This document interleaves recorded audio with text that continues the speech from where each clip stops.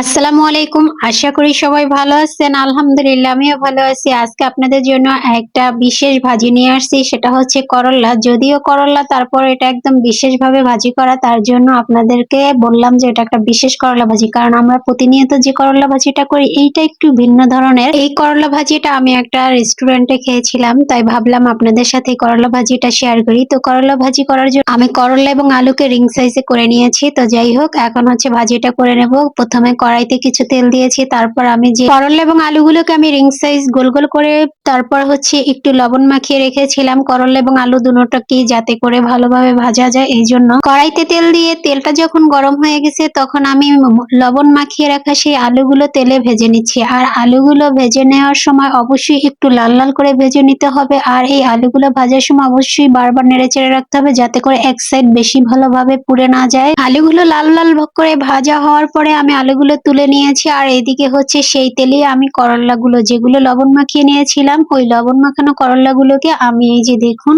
এই তেলেই ভেজে নেব।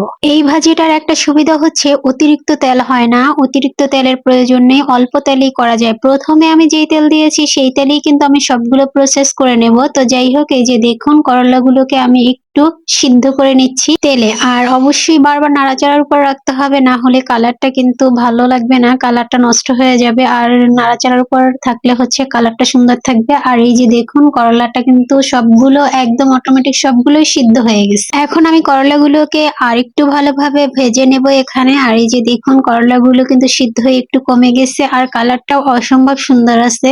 দেখেন একদম সবুজ সবুজ আছে। তো করলাগুলো আমার ভাজা হয়ে গেছে, এখন আমি তুলে নিচ্ছি করলাগুলোকে। এই ভাজিটা যারা একদম করলা ভাজি পছন্দ করে না তারাও অনেক অনেক পছন্দ করে খেতে পারবে, কারণ এই ভাজিটা একদমই তিতা হয় না এবং খেতে খুবই ভালো লাগে। তো যাই হোক, এখানে হচ্ছে করলাগুলো আমি তুলে নিচ্ছি। যাদের কাছে করলা একদমই অপ্রিয় তারাও এই ভাজিটা করে খেয়ে দেখতে পারেন, ভীষণ মজা। এই যে দেখুন কড়াইতে যে তেল ছিল সেই তেলের ভিতরে আমি কিছু রসুন, আস্ত রসুন দিয়ে দিয়েছি। এই আস্ত রসুন গুলো যখন আপনার ভাতের মানে যখন চিবোবেন, সেই চিবোনের ভিতরে পড়বে তখন ভীষণ ভীষণ মজা হবে। তো যাই হোক, আর অল্প কিছু কাঁচামরিচ আর অল্প কিছু পেঁয়াজ কুচি দিয়ে দিলাম। এই পেঁয়াজ কুচি এবং রসুন গুলা এবং কাঁচামরিচ গুলা আমি সামান্য ভেজে নেবো, একদম লাল লাল করে ভেজে নেবো না, তবে রসুন গুলোকে কিন্তু আগে একটু ভেজে নেবো। আর এই যে দেখুন অলরেডি কিন্তু ভাজা হয়ে গেছে। তো ভাজা হয়ে যাওয়ার পরে আমি এখানে হচ্ছে করলা এবং সেই ভেজে রাখা আলুগুলো এখন এটার ভিতরে দিয়ে দিব, দিয়ে তারপর আমি আবার কিছুক্ষণ সময় ভেজে নেব।